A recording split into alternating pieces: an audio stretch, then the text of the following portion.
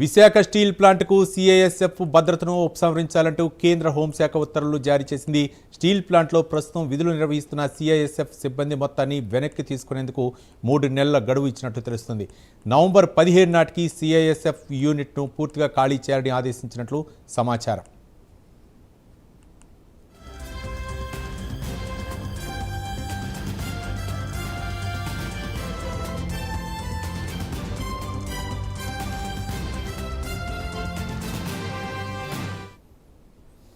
2024 వరకు విశాఖ స్టీల్ ప్లాంట్లో సుమారు 1500 మంది సిఐఎస్ఎఫ్ బలగాలు విధులు నిర్వహించగా ఆ తర్వాత దశల వారీగా సిబ్బందిని ఉపసంహరించారు.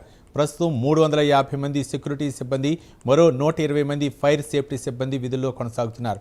తాజాగా వీరిని కూడా వెనక్కి తీసుకోవాలని కేంద్ర హోంశాఖ ఆదేశించినట్లు సమాచారం. దీంతో స్టీల్ ప్లాంట్ భద్రతను ఇకపై ఏ విభాగం పర్యవేక్షిస్తుందనే అంశంపై అయోమయం నెలకొంది. తాజా పరిణామాలతో కార్మికుల్లో ఆందోళన వ్యక్తమవుతోంది.